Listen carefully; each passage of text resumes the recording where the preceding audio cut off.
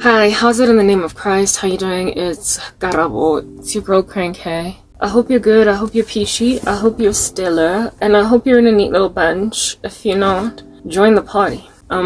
Yeah. Like, I don't think anybody is cool, and I don't even know why anybody is trying to be cool. Because there's nothing cool about the circumstance. It's just, everything is over. Okay. Let me just put some caveats out there. I'm wearing application makeup. Look out for it. It's gonna be bouncing up and down, up and down, up and down. And that's just gonna be a thing. So we deal. Okay. What else do I want to say? Captions. Watch out for the captions. They're not always accurate, but they're there and I like them there. And nothing is going to be changed. Not while we're still in this situation. So just kind of like take them in your stride. Okay. They're sometimes inaccurate. They use a small g for God, stuff like that.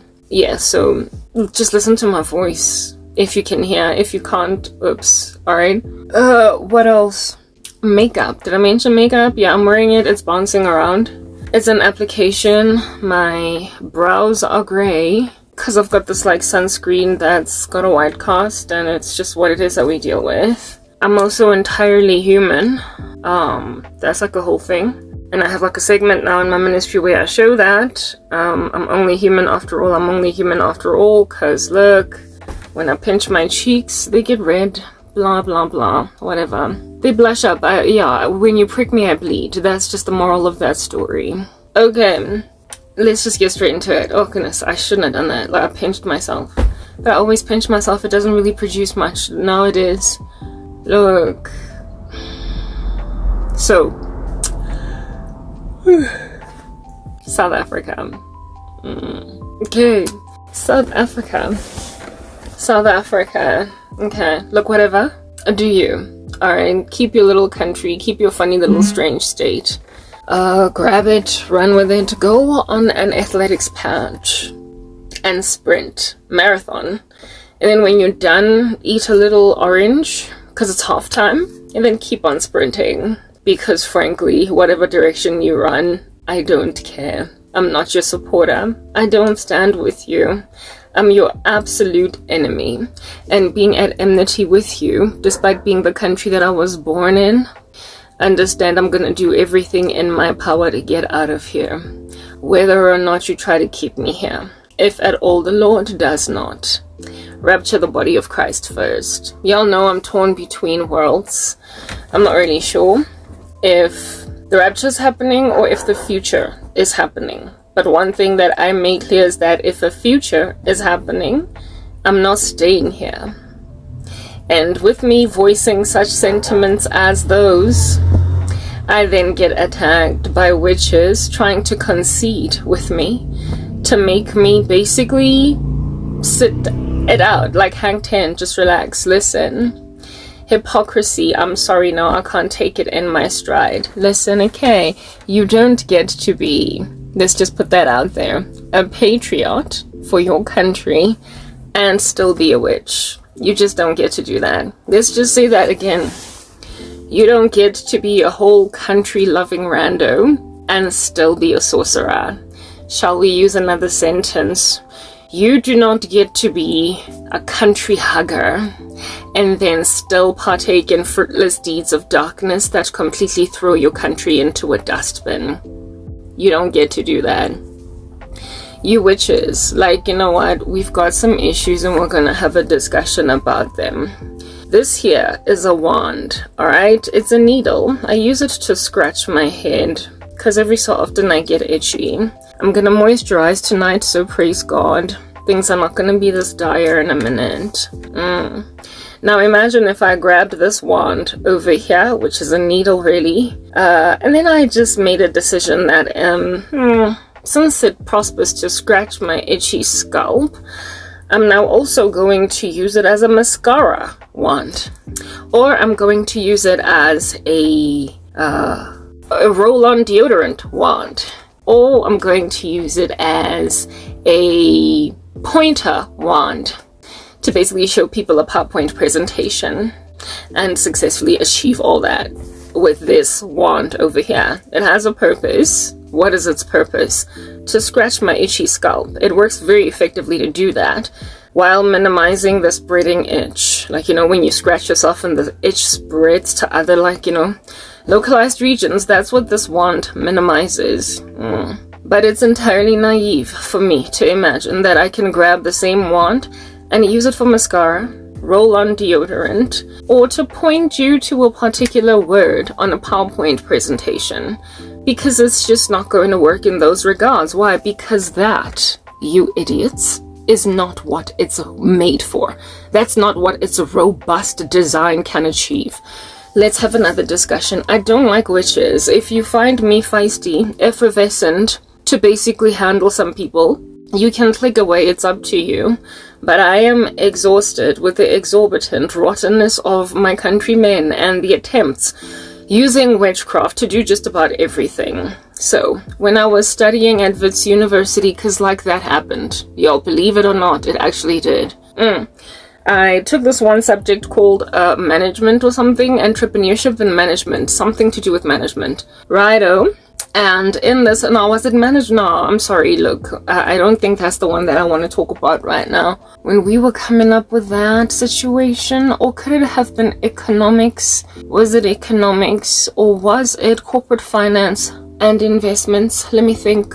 Was it corporate finance? It was investments. It was investments. It was not management. It was investments. Okay, it was corporate finance and investments. I think that's what it was. If not, whatever, it was somewhere within the degree I was doing. I did a lot of subjects. I'm very hot. It should not be this hot, but it is. I didn't expect it to be this hot. Where's my fanning thing? Where's my anything? Nothing should go missing in this place. Because everything is just right here. Anyway, this should work reasonably well too. Ah, wow, okay, there we go. I was looking for my little card box, but that's not here. Ah, there goes an itch again. Anyway, in one of them subjects I was doing at Wits, I learned this particular thing. And I was like, ooh, how clever these people are in coming up with financial models, or in promotion. No, actually, I think it was marketing. Was it marketing? Yo, it was some subject. It could literally fall in any of these niches, but it might have been marketing. I don't know. Whatever. I did a lot at school, and it's quite the travesty that I apparently look like I am uneducated. Have you heard me speak? Anyway, whatever. Let's just carry on with what it is that we started out saying. There is this principle. I think it might have been marketing. Whatever. Whenever it is that you're trying to basically version your margins, whenever you were trying to resell your product or promote it, whatever it is that you're doing, you can go on right ahead and counsel or educate your audience, or those who are likely to take up your product, as to what might be the multiple purposes or uses of that product, even though its original value proposition. So now that I'm speaking, I think it might have been marketing. Even though its original value proposition basically set forward that this is what the purpose of this product is. This is what you use it for. When you go on right ahead on your marketing spree, you could also counsel individuals as to what more this wonderful thing can do for you.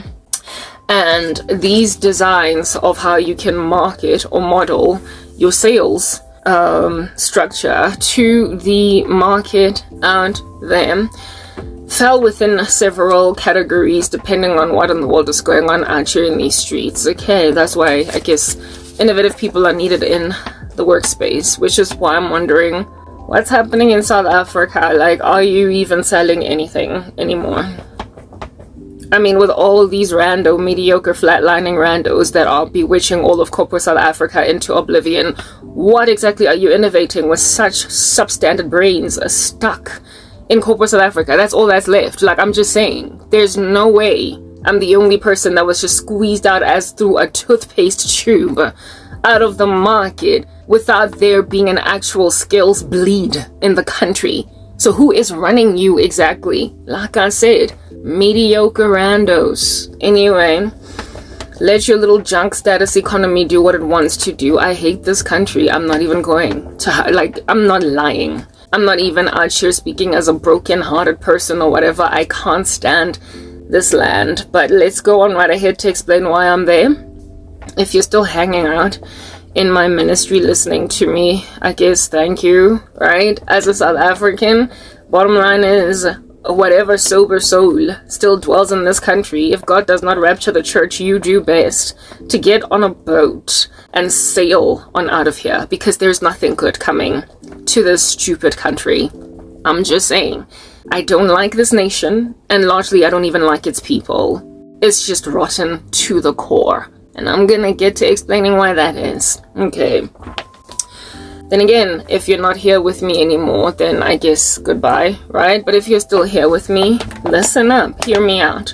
Herein lies this model to market a product, and using McDonald's, for example. Herein lies McDonald's with a burger model. They are just selling patties. They are just selling tomatoes. They are just selling lettuce. They are just selling buns. They are just selling potato chips. So I guess, what are you gonna do with all of these individual units of items that you sell? You could make like a regular, like an FMCG, and sell one item each. You could totally do that.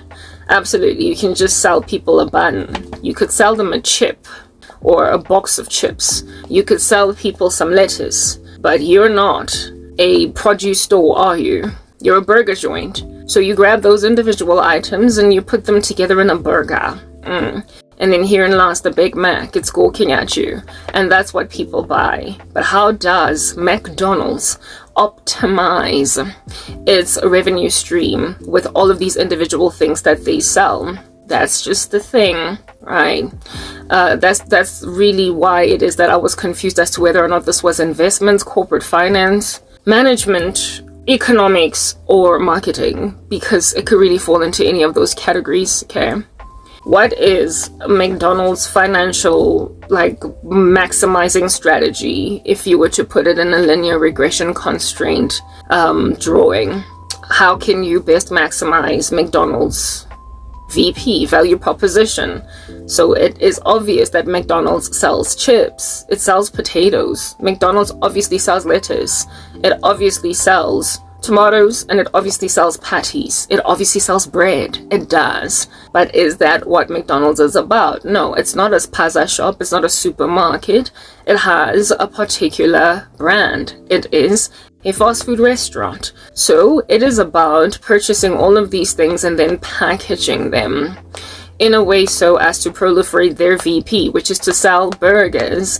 But I mean, I could just grab a tomato and some lettuce, some onions, a bun, a burger, a patty. I could grab what do you call this, tomato sauce, a little bit of mayonnaise paste and whatnot, and just put them all in one one little stashy, and say, herein lies my product offering. I am selling a burger. I could do that, and that's it. And then you will sell burgers. So on that day, you're not just selling patties, you're not just selling potatoes, and you're also not just selling buns, but you're selling actual burgers, right? You're selling a burger. But you see, McDonald's, how do they make money, and how do they keep making money? How do they keep growing from strength to strength? It is in creating different burgers out of the exact same ingredients.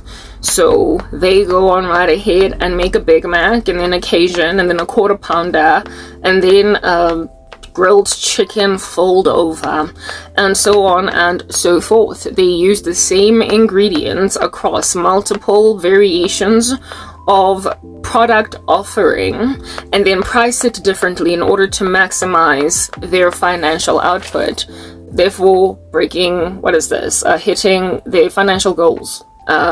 What's the word that I'm looking for? Bottom line, getting their bottom lines and all that jazz, blah blah, wada fish paste. And McDonald's can just keep on innovating over and over again, and over and above creating different burgers, right, and different packages of burgers. They can also individually sell you just the burger, or just the fries, or just the Coca-Cola, or just the, you get my point. They could individually sell you just these things, or separately, and upon selling them to you individually, they will then of course inflate the price. So if you buy a meal, it's cheaper than if you buy just the fries individually, just the burger individually, etc. You get my point. So then they maximize their growth model. They make sure that they do really excellently with selling potatoes, with selling tomatoes, and so on and so forth. So their model is what is called a robust design. It's robust because they use the exact same thingy-mabobbies, do you understand? Yeah, to create a variety of things. Now, not everything automatically so easily is conformed into a robust design, like beef patties and chicken patties being used to make variations of chicken and beef burgers. Some things are harder to make robust, so you gotta be really smart to try and make, for instance, polish. Smart. Like, please, I don't have decorum as the apocalypse. Polish, alright? Shoe polish. Kiwi in South Africa, there is this like black polish for school shoes for kids in school. Well, it's for like a lot of people. Kiwi keeps your shoes protected for a long, long time. Kiwi keeps your shoes protected for a long, long time. Anyway, whatever, yeah. Kiwi is supposed to be a shoe polish. That's what's good. It's a shoe polish, and that's really and truly largely what it is advertised for. But if Kiwi, or the brand behind Kiwi, the polish, makes a decision that, look, we need to start seeing if we can pump our numbers, they would then hire like an innovation team in these streets to see how they can make Kiwi more robust. So then they will cause individuals to come up with different ways in which Kiwi can be used and help people understand how under heaven it is that this thing is beneficial for them. So when I was on the come up, Kiwi was used to polish shoes, but black girls have issues with edges. Alright, sometimes when you overkill with, you get my point, yeah. Every so often when you overkill with cornrows, your edges just get mauled away at. And I grew up basically coming to learn that lots and lots of my friends, and sometimes I even did it, yeah, went and grabbed a toothbrush, which yet again, therein lies a robust design. It's to brush teeth, but when it gets old, you can use it for another purpose. Yeah, they will grab a toothbrush and then they will just kind of dip it inside Kiwi and create baby hairs or darken the periphery of the skull so as to look as if though their edges are still kind of there, their hair is still there. So we had these chicks with like polish all up in their hairline, and it was often embarrassing. They every so often exchanged it for mascara as well. They could use mascara, like a mascara wand, to fill out edges, or actual Kiwi polish. That was another purpose for Kiwi polish.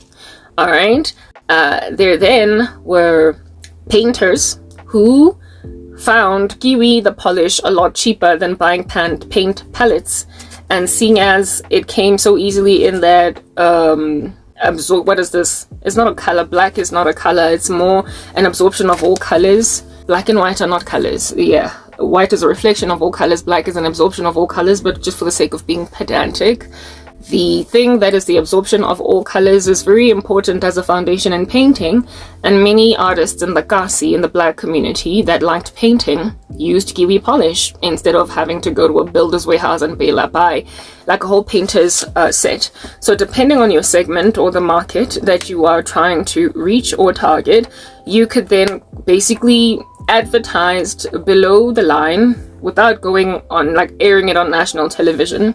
You could do a BTL advertisement strategy to basically counsel or advise or educate people on the robustness of Kiwi polish, to widen the market, to make it such that it's not just school kids buying it or the parents of school kids or those who have shoes that need polishing, but it is also those that I guess want to fill out their edges or use it as a paint, yeah, type establishment thing. And this can then cause greater uptake in the volumes of your product. So herein lies one product being used for multiple purposes. Herein lies one patty being used across multiple burgers. That's called a robust design. I already made mention of toothbrushes being that thing.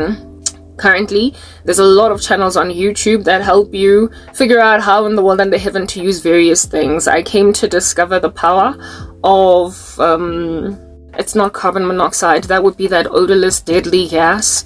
Hydrogen peroxide. How in the world did I think carbon monoxide? Anyway, hydrogen peroxide is this thing that fizzles into your wounds and cleans them, and it's used a lot within the medical industry. You will find it at Dischem, etc. But hydrogen peroxide has got its powers in very many other areas as well, many other respects as well. It cleans fruit better than anything else out there, the fruit of which can also be cleansed from pesticides using hydrogen peroxide mixed with bicarbonate of soda. That's what's good. Hydrogen peroxide is also very excellent at cleaning grub out of tiles, believe it or not. Again, mix it with bicarb of soda and you've got this like restored bathroom that looks like they just did the tiling work yesterday. Hydrogen peroxide does that, but hydrogen peroxide is largely utilized for medical purposes. It is to heal wounds, to fizzle out, bubble out, all different kinds of nasties in an open wound so that it recovers real quick or whatever. So it is largely advertised within the pharmaceuticals industry to, I guess, doctors' offices, wada, that's their main market. That's who they're advertising to, and they've got their methods to advertise. But a household lady, a mom, a stay-at-home wife has yet more reason for hydrogen peroxide. Like I said, it is a cleaning beast. It also apparently allegedly can clean out teeth. And when diluted at the right concentrations, it is apparently a good acne treatment too. It also nicely, beautifully cleanses fruit that, you want to remove extra gunk on that most of us don't quite get to by simply just running the fruits underwater. Yeah, that's a robust design, and how it is that hydrogen peroxide is advertised to people largely is for medical purposes, but then below the line they would advertise it for all these other purposes. So they need the YouTube channels that are out here going to tell you, these advertising companies, these product companies, YouTube channels that are going to advise you how to use this thing multiple ways. Yeah, that's a robust design. But in going back to these like robust design thingy-mabobbies, okay, let's go back to McDonald's, alright, who have these robust burgers that one patty, one lettuce, one leaf of lettuce, one slice of tomato, one squirt of tomato and tomato paste and mayonnaise and whatnot can make like different burgers. That's what's good. Now imagine somebody then trying to, I need to like basically come up with like a really good example. Imagine somebody trying to utilize the McDonald's patties to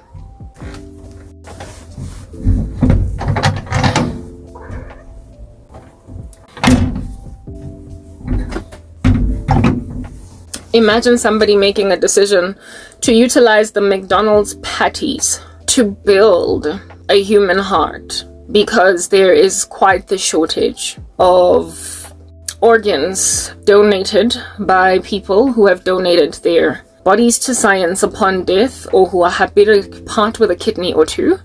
And then somebody comes up with a bright idea in the medical industry, seeing as they want to utilize McDonald's patties for a robust design. Then they decide to like go and make like a little mad scientist in their factory, in their little medical experimentation room, and manufacture livers like from scratch, manufacture hearts from scratch, manufacture, just because these things are made from meat tissue, they're made from protein tissue, they're made from muscle tissue, they're made from the tissues of a living organism that now has ceased to be. So I mean, it's only reasonable and sensible for us to go and grab all these McDonald's patties, put them together and build a human heart, because some kids are out here dying who have got heart arrhythmias. There's like people out here getting like massive heart attacks and need transplants.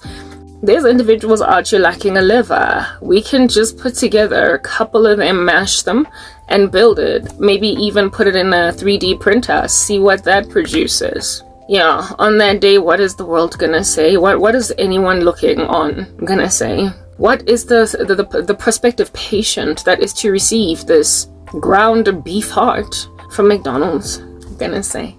What are they gonna say? Are they gonna consent to the surgery? If at all we're living in a sober world, I need to understand. If we're all living in a reasonable world still, are they going to consent to this lunacy? Is that what's going on?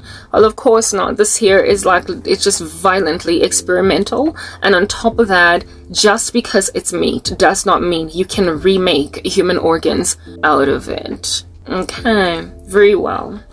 And then in going on right ahead to talk about the kiwi, you know, keeps your shoes protected for a long time. When then you discover that you can use it for paint, you discover that you can use it to just brush down your edges, you then decide that, you know what, I'm gonna go and grab this paint and use it for clothing dye. Like, I want my white shirt to turn black, and it's just really expensive to buy black clothing dye, so I'm gonna just dunk my white t-shirt in a whole bunch of kiwi polish and see what happens. On that day, you're just gonna create a whole big mess in your bathroom. You're gonna create a whole big mess on your body, and you are going to lose that t-shirt forever. It's that basic. It's never coming back once you do that. Just because it's black and can make your edges lay, or at least look fuller, just because you can use it as paint doesn't mean you can use it, for crying out loud, to dye your t-shirt. There are things that, albeit a product having a robust design, just cannot do. There are things. Hydrogen peroxide. We use that as an example too. It is this fizzling thing that goes in your wounds, bubbles on them, sometimes painfully, until you're disinfected or whatever. Well, I mean, you could then make a decision that, oh, this stuff has got disinfecting properties, so, what can I do?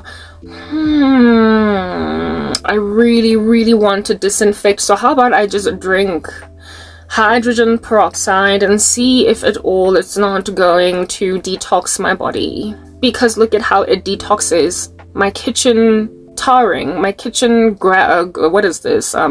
You get my point. Goodness, like, don't try and get me to remember what those words mean. The granite or whatever, not granite, the whatever, the thing that cement in the center of your tiles. Yeah, look at how the hydrogen peroxide detoxified that. Look at how it detoxified the tiles in my bathroom. Look at how it cleansed my fruit, the fruit of which were dunked in a hydrogen peroxide solution with bicarb of soda and then rinsed thereafter. Not leaving the hydrogen peroxide on the fruits, but you're actually rinsing it thereafter. Then only. You eat them very well, but like actually just kind of drink, gulp. The hydrogen peroxide, all in the spirits of basically achieving inside your body that which was done on the surface of your peach. Yeah, to do away with all of those pesticides, to deworm your body, lest you should have hookworm or tapeworm inside you. You then ingest hydrogen peroxide. You will cease to exist. You will pass away. You will convulse. You might even foam at the mouth. You might vomit. You might survive, but not before first sort of kind of hitting the neck of death and escaping it as through the fire by the skin of your teeth. You could die. Is that basic? So we now come to discover that this thing that has abilities to detox, you know, external things, even wounds externally from the body, you can't ingest it, because then you might actually die. You could code. So no, it is robust. We get it. You can use it for multiple purposes. We absolutely gauge accurately that can happen, but it is not invincible. It is not a wand you can wave at everything and it'll give you what you want. Just because you've made an observation of how robust it is in its ability to affect whatever it is that you're trying to effect successfully, it does not mean that it will do that everywhere you freaking go. Everything you can ever imagine this thing potentially doing, it does not mean it can do that. And to test the system in trying to basically make human organs out of McDonald's patties because it's meat too, and in trying to dye your shirts black using kiwi polish, in trying to use hydrogen peroxide to detox your body. Individuals are going to look at you like you're mad, you're insane, you're ridiculous, because certain things just should not be trusted as efficacious in any ecosystem because they can't possibly work. It's an ethics issue first and foremost, and secondly, it's just dangerous. Stop being experimental mad scientist, for you will end up producing a Frankenstein. Like, yeah, it's literally just that basic. Witches, are you listening to me? Whatever you're doing is mad scientist experimentation that is causing your entire countries to vomit, convulse on the floor, spaz, and pass the heck away. You are killing your countries by constantly trying to use this little wand of yours for multiple purposes, hoping that it's going to be the thing that achieves for you the be-all and end-all of a final outcome. I can't stand you. You are teeming at the folds all over South Africa, and so you've made me hate this country. You are all over the show. You're in the government. You are in the streets rioting for human rights when you destroy them with your craft. You are in corporate South Africa. You're raising children, for crying out loud. You are taken seriously in just about every walk of life when you are the gangrene coursing through the veins of the nation. You have made South Africa insufferable. I frankly hate it. I can't stand it, because a country is only as good as its citizens, not its infrastructure, not even the sun that rises and sets in it. It's the people, you idiots. And so, whether or not a country is livable or enjoyable is dependent entirely on its population. And so if you're all just turning to the darkness, you're gonna make a person hate an entire country. This little magic wand of yours that you keep on waving all over the show, however incendiary you might be, care you not, because you are just trying to get your own bread, buttered on both sides, even if it is at the expense of literally everything you've ever known and loved, because you think you live in a vacuum. That's what's good. You think you're literally the only South African that popped out of a woman's womb. And so really nothing else matters. Oh, Frank Sinatra, you doing it your way? Nobody else matters. Selfish bunch of goons. Nobody else matters. Absolutely nothing matters. Your entire countries, your children's Hi, how's futures, it in the name of Christ? everything Your girl, is Pancake irrelevant. Karabo. Everything is relevant. Your children's futures, everything. Like, you literally are just trying to grab whatever you want to run in these streets to grab, at the expense of literally everything. And so when there's like so many of you, like, I apologize, like I literally do, I can't. When there's so many of you that this country is no longer survivable, this here is putrefaction. It's like a heap of dung in a baby's diaper. It needs to go in a dustbin, and I don't care for it. And that's how I feel about South Africa, thanks to just how many witches there are here. I really don't know per capita how many of you there are. I just know there's too many for me to be okay with this land. I just know there's too many for me to be able to just live out the rest of my days in any level of comfort or ease, just taking this in my stride. I can't. I'm sorry. I am thoroughly convinced that it gets better elsewhere. There must be other places where it is better, because if it wasn't, if there weren't, Jesus would have long ago grabbed the body of Christ. And so if the Lord does not rapture the church, what that is signaling to me, what that is saying, what alarm bells are being sent out, what flares are being shot in the sky, is that Karabo, it might look deep and destroyed right now. It really might appear as if though there's nothing coming. But the fact that I have not raptured the body of Christ yet, the fact that all y'all are still, and if at all we were going to stick around here for a lot longer, there must definitely be somewhere else that is livable on the earth, because God is not going to just linger the planet in this level of dystopian, nightmarish existence that South Africa's living out every single day of its life for an entire global citizenship. Like, dream on. Like, when it's like this everywhere, it's over. The only reason why any of us are still here is because there are safe havens, and I'm gunning for it.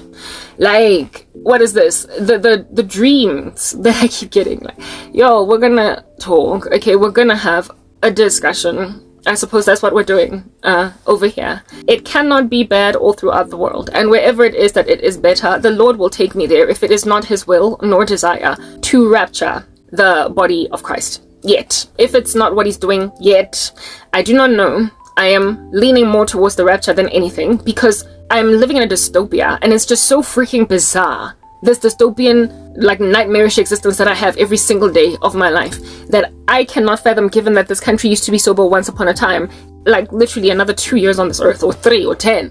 I just don't see how this can continue if it's like this the majority of places on the earth. If God does not snatch us out from the earth, the only thing I can conclude, the only thing I can imagine, the only thing I can reach a sound inference concerning what is the likely thing going on here is that I gotta move from South Africa at a minimum, because there is definitely somewhere else to live.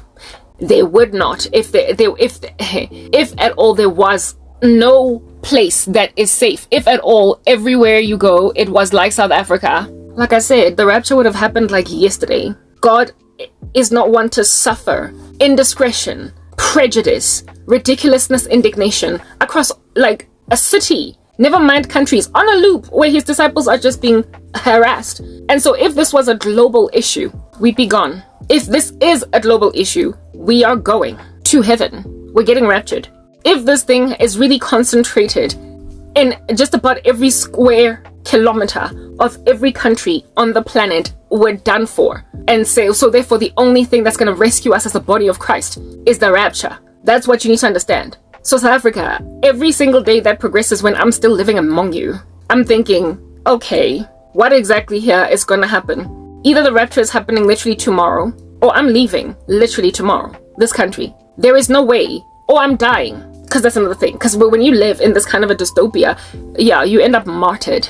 So I'm either going to end up martyred as a saint, dead, or relocated, or raptured. Martyred is dead. I'm either going to end up dead, relocated, raptured, or yeah, those are the three.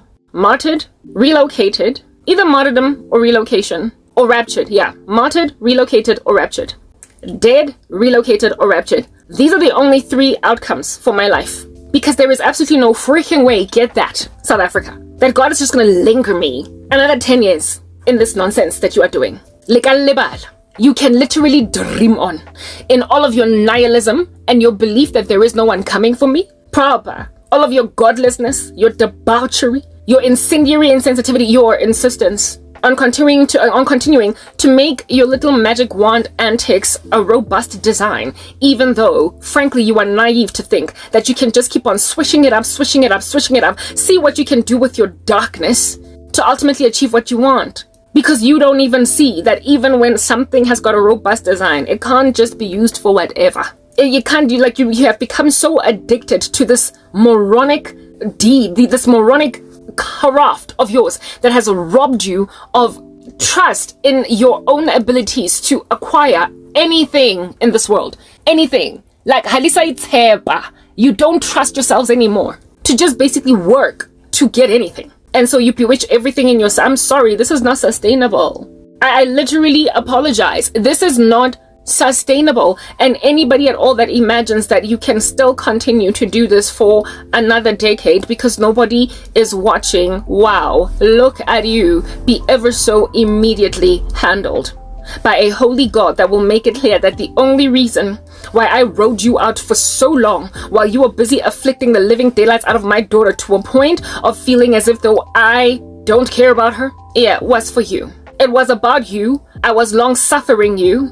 I was abounding in steadfast love as the God that I am, not willing that you should perish, but that all should come to a knowledge of me. But seeing as you are taking my magnanimity for granted, what I'm gonna do is either grab the whole body of Christ and judge the world, grab just my Christian and move her to another country, then judge your country, or I'm gonna let you kill my child. But understand, no fury exists in my heart above the fury I feel for those who touch my anointed. So you will not cease to receive your judgment, South Africa, if you kill me. It's that basic.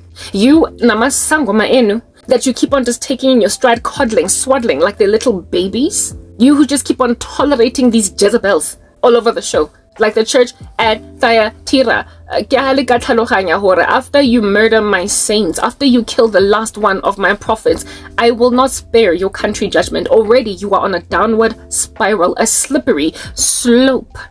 I have confounded your speech. I have made you dumb. I've made you throw your own country into a whirlwind, twisting in it. You have turned your hearts against me. I have hardened them, that you might condemn yourself further, shoot yourself further in the foot. You will continue to stand with all of my enemies. You will continue to back up all of the people who hate my countries. You will continue to hate all the nations. You will continue to hate all the nations in the world that honor me, and love all the nations in the world that are trying to kill anyone that is of me. You will continue to do that until there is nothing left of you anymore. You will continue to walk around lukewarm, however naked, in these streets, not knowing your left from your right, utterly disgraced and despised by me, yet imaginative of your redemption in me. You will continue to do that until it becomes clear that you have never known me, because I will make you depart from my face, my sight. You will cease. South Africa, the day is coming, I've already said that, from being a country.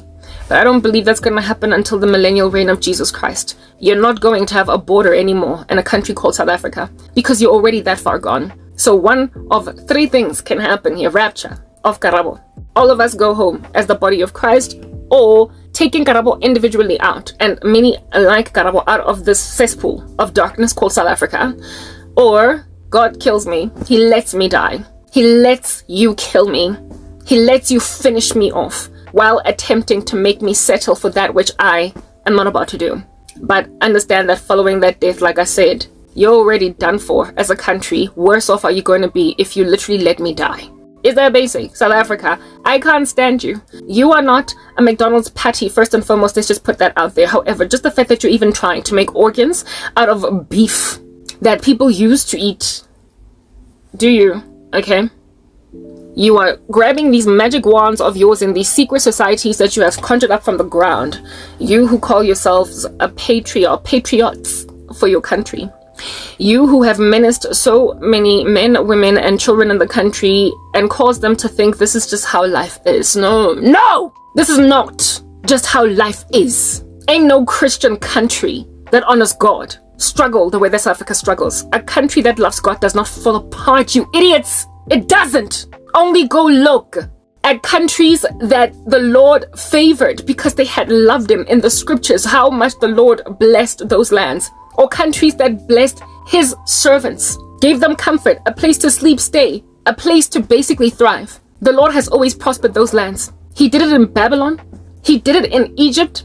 He did it in Israel when they still honored God. And he keeps on doing it across the world. He did it initially in America, but now they're falling apart. He did it initially in South Africa, but now it's falling apart. Countries that held fast to Jesus have always been prospered. They've always been prospered. Like, it is literally unfair or ungodly. It's ungodlike for the Lord to abandon a nation that loves him to poverty, to devastation, to want, to sorrow, to being unraveled. Like, at the seams. Every structure you've ever erected is just falling apart. Everything is rotting. South Africa, go and what is wrong with you? Look at your post office. There was a time when I had bought a product from, is it AliExpress, that came from another country, right? And I had to go and pick it up at Roodepoort Post Office, go Westgate. The staff was sitting on chairs that were not, they looked like they were eaten into by rats. You could see that brown sponge that you find in the middle of chairs. That's what our post office employees are working in. When you look at the post office, the actual post boxes, go Westgate next to each other. Debilitated, haven't been painted in years. Anybody could just break that stuff open and grab anybody's mail. That's your country. That is not a land that God is blessing. So, I mean, it's just ridiculous that you even call yourself a Christian country, because if you were a Christian country, your post office employees would not be sitting on eaten chairs. The power grid of the country would not struggle to give us electricity. You would not be shivering and losing yourselves. Your economy would not be falling apart. Corporate South Africa is teeming at the folds with mediocre staff, because every little rando in there is bewitching their colleagues into oblivion. Because I'm gonna get the promotion. And so they just use this magic wand. That's what's good. Yeah. Until all the truly skilled people of the country are either unemployed, dead, or they've gone into the diaspora. They've left the country. So, I mean, witches, look, you guys, the thing is about you, like, you fill out all of these prominent positions in society, some of the prominent positions of which are within politics, for crying out loud. And so by mere virtue of being in politics, I would anticipate, I would imagine on that day that you are patriotic. Because I mean, why would you join politics if you don't care about your country? But you do witchcraft? I'm sorry. Allow me to explain to you who in the world is behind sorcery. Is the devil. The devil only comes to steal, kill, and destroy. So when you use witchcraft to try and run the show and get ahead, as a politician in this country, you are asking him to destroy your country through you, seeing as you've placed yourself in a position of honor. To therefore manipulate the outcomes of your country. And so how about you just destroy our economy tomorrow? Like, just do it already. How about you just destroy our schooling system, education, just rip it to shreds? How about you just decimate our pass marks? How about you just absolutely shatter our provision of electricity and water? Because when you've got like a whole prime minister out here using witchcraft, what the heck is he doing? He's in power. He's obviously going to enable the devil to freaking steal, kill, and destroy the country. Just in case you don't believe that witchcraft is of the devil, allow me to expand on that. If at all this thing is not of Satan, since you think it's your roots, you and your ancestors that you so love, yeah.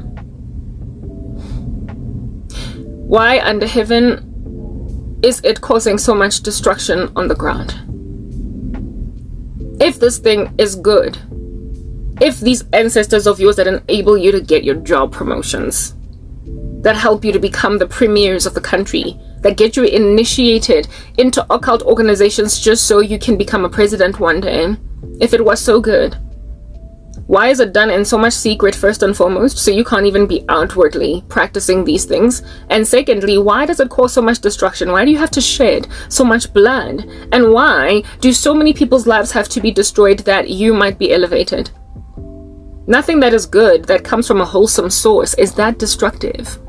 If at all it's not benevolent, it is not good, it's not God. And your sorcery has no benevolence to it. It is clearly diabolical.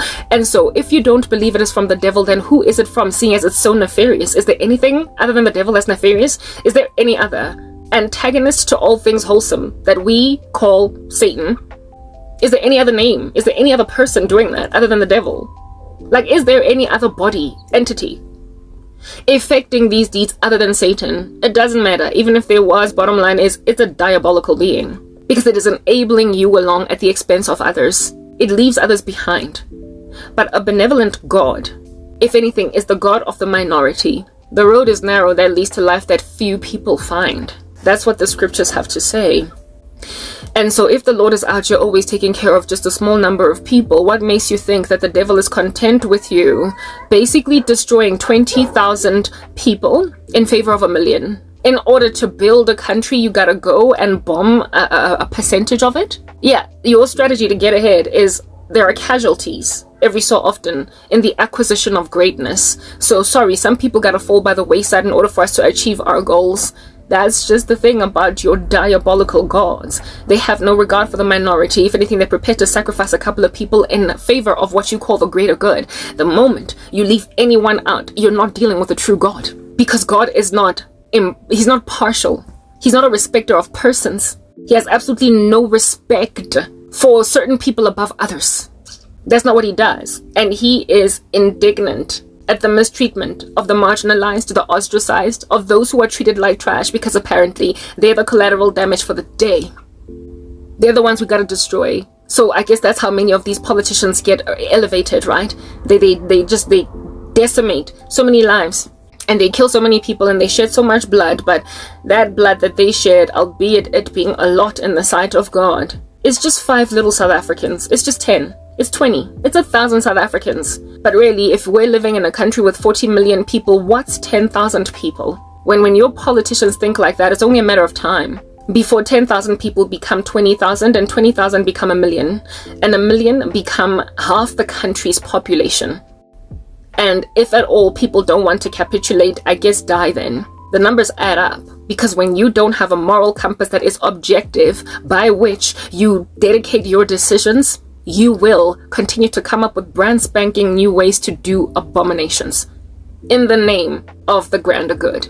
I am, apparently, allegedly, the acceptable human sacrifice for the greater good of South Africa, a country that is already falling apart at the seams. Like I said, I am facing martyrdom, I will not lie, but I am also facing relocation to another country or a rapture. One of three things can happen. But just the fact that my country has put a stamp on me as disposable because she is too exposy, she's too embarrassing, whatever it is that I am too much of, frankly, I am therefore now a necessary evil to just eliminate like I'm nothing, like the scum of the earth, like bubblegum underneath people's feet.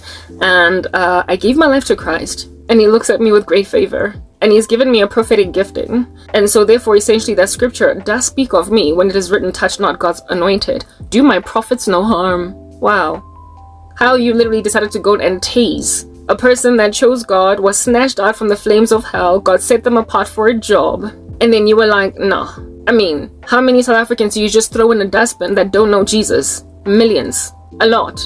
But how many out of, how many South Africans that you throw in a dustbin do know Jesus? They don't even have to be many, just enough. Because God does not need us to be many for him to ultimately destroy a country for our sake. He snatched Lot and his family out of Sodom and destroyed that whole city. So you are naive, South Africa, to imagine me just some incalculable number, something that is just, worthy of being thrown, tossed to the side. You can just destroy it because nobody's gonna miss it except the God of the universe will notice that I have died. He will spot that I'm missing in action.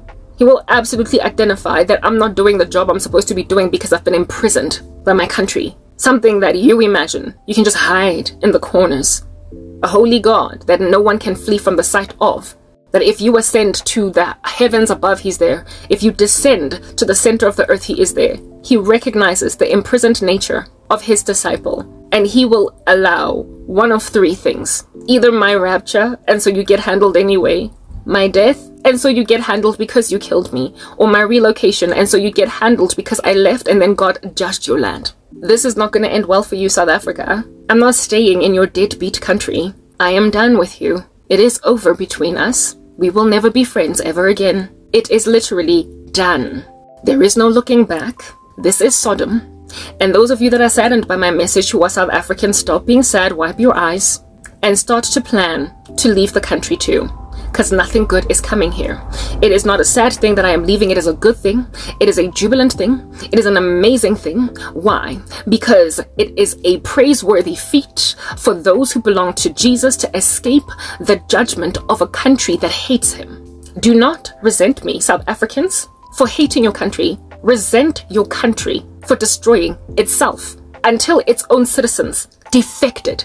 That's what you need to be doing. Don't despise me. I'm just a woman reacting from the trauma induced in my bones over a decade by a dumb country, and I'm not doing it anymore. It is not the infrastructure of the country or even the tables that are made by carpenters here that I hate. It's not the creation in this land, for it is beautiful. We've got a beautiful landscape.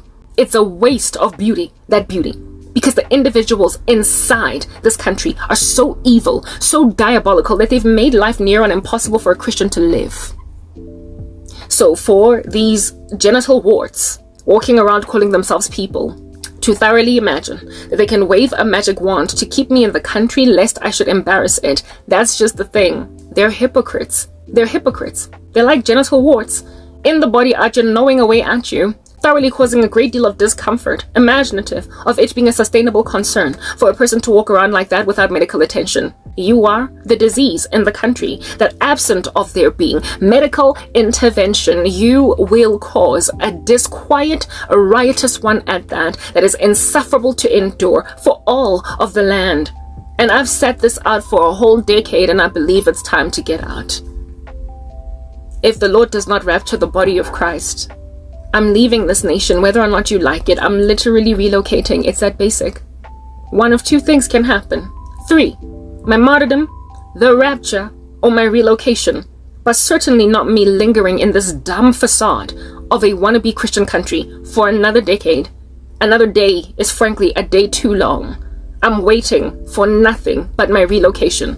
Extraction is all I'm waiting for. In one shape or the other, I'm leaving this country, be it in a casket, in an airplane, or in a supernatural event that catches me up in the sky, but I'm leaving. Stay here, I am not. This is not my home. It ceased being it the moment they decided to throw me out of the workforce and endure me through so much sexual abuse by men that I can't even look at anyone with any level of trust in my heart for them anymore, especially when they're black.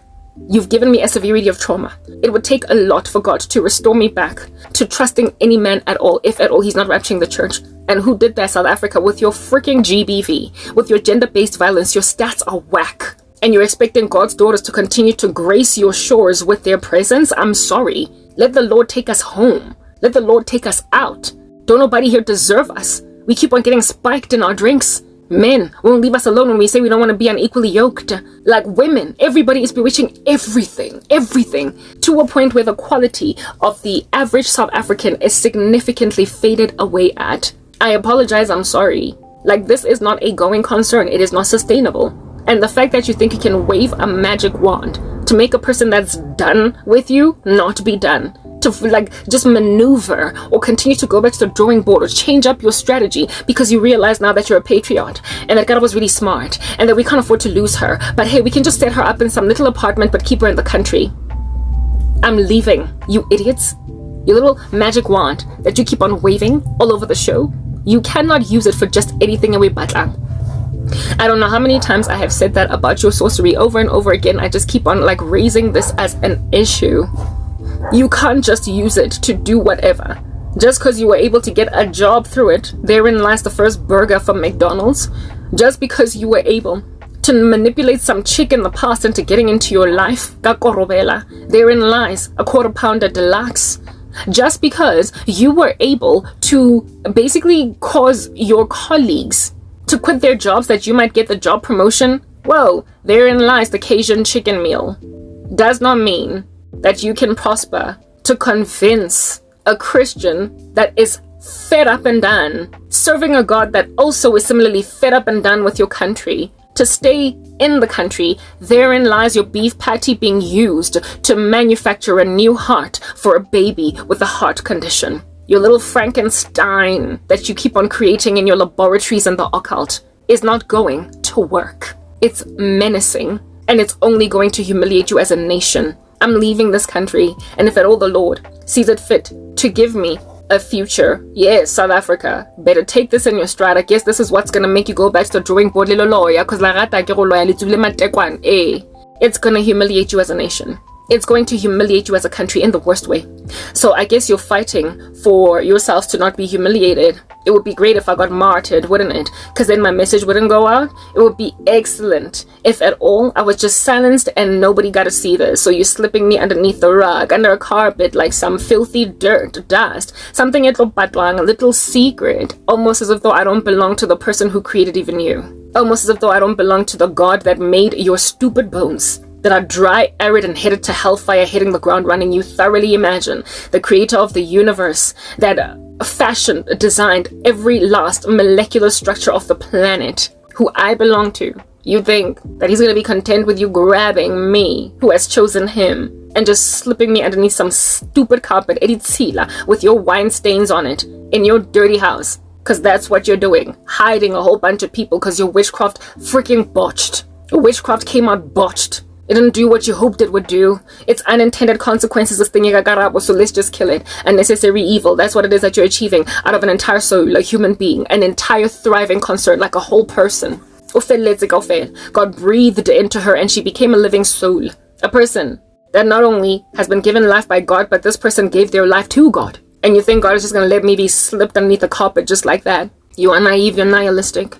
You don't believe there is a God, that's why you're foolish. The fool says in his heart there is no God. The fool says ain't nobody watching, ain't nobody out, you're looking at this. And so you keep on sweeping us underneath the carpet, and you imagine that the lack of justice, or what is taking forever and a day for us to ultimately get that justice, is evidence of there being no God. How in the world is there no God when you're as evil as you are? I mean, that level of diabolicalism, how nefarious you are, just how exquisitely wicked you are, leaves all of us in a lot of danger if there is no God. Literally, we are at the mercy of some pretty frenetically diabolical people. Would there be no God? What the heck? Do you think the earth would stand? Do you think the earth would remain in its orbit in outer space if there was no one staying what it is under heaven that you do from continuing to be proliferated every single day, which is no, I'm sorry, you're naive to think there is no God, because if there wasn't, you would have imploded the planet long before any of us were born. The 21st century would never even exist if witchcraft really truly achieved its full end. The Illuminati has been trying for like ever and a day to rebuild the Tower of Babel. They've been failing abysmally precisely because there's a God, and you're amateur in comparison even to them. Absolutely amateur. So all of these Lay Jane witches and Lay Joe witches all over the show trying to see if at all they can't go back to the drawing board to finish what they started with me. I'm sorry, you nihilistic buffoon, trying to create a whole human heart, a whole human liver out of beef patty at McDonald's. You are freaking naive! Stop with your witchcraft. If you won't, you will die. I promise you, you will drop dead. You will be neutralized. You will be humiliated. And before you get humiliated, you will be arrogant. You keep on sprinkling a little salty dust on everything that's already really very mad at you. And you think that you're going to make it suddenly not so mad, or just take whatever it is that you want to throw at it, because you keep on inventing this wheel over and over again.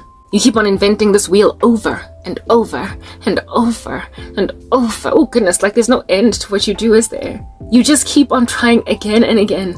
And despite the magnanimity of God to continue to give you the gospel through someone who's frankly done with you, I don't even understand why I'm still here. Like, why am I still talking to these people? What am I doing? Like, you've got itching ears. You've got elf ears. You've got the ears of freaking beasts. Like, you're not people. I don't know what's going on, but I'm wasting time here. I need to go. Like, I thoroughly need to get out. A prophet has no honor in his own hometown. That's been clear in the days of Christ. She could not do many miracles there. So why am I still here? Must be the rapture. Must be the rapture. Because relocation is not happening fast enough. I need to get out of this place. If there is somewhere on this planet that is habitable, breathable, I gotta go. South Africa, herein lies the deal. God compared you to Haiti. I said that. The Lord, this morning, when I woke up, compared you to Haiti. You might be out here hating on some no one not like that, except no, you're not yet there. Because it takes a process. Do you understand? To get a government and a whole populace of people to obliteration. First, your state fails, and then the citizens on the ground, the actual civilians, fail because they walk in anarchy, like they're purging 24 freaking hours a day. And then with there being no real government and no real moral compass in society, all of it then crashes and burns. It just falls into this riotous civil war that ultimately lays waste all industry and trade. It lays waste all economies in the country. It destroys the food industry, the trade, the textiles industry, automotive. It's all going to start falling apart little by little. It's already started happening. I mean, we see the downward trajectory, and before South African planes struggle to leave the ground, I need to get out, goodness gracious. Before ports, harbors are no longer accessible, I need to step. I need to get out before it's impossible to leave. Because getting out of here is important for me to get, like, this country is a failed state already. That's trying to pretend like that's not what's going on. South Africa is already a failed state. Like, literally, there is no resuscitating this thing back from the thing that it is at, given that its civilians are full of anarchy. The government is a failed state, and its civilian population is just do what thy wilt, for that is the whole of the law. They're doing whatever the heck they want to do. Everybody is bewitching everybody on the left and on the right of them, and no one can come up for air. Everybody who is observing the calamities on the ground that is in somewhat of a safe position are turning a blind eye, thinking that it's not going to come to them. And so the end result is a nation falling apart bit by bit until ultimately the unreachable and the untouchable start getting touched. I am apparently touchable and reachable. That's why I was the first to go. But the unreachable and the untouchable are about to get touched, and they're about to get reached. And they're about to get toppled. They're about to get uprooted. The carpet is about to be pulled from underneath their feet. They're about to get tripped, and they're about to break some teeth. And when that happens, all they will say, is, but she warned us. They warned us. This here is a failed state, and from what the Lord shows me, it's no different from Haiti. South Africa is a Haiti in the making. Let's move to the next part that we might have a discussion about what's going on in Haiti.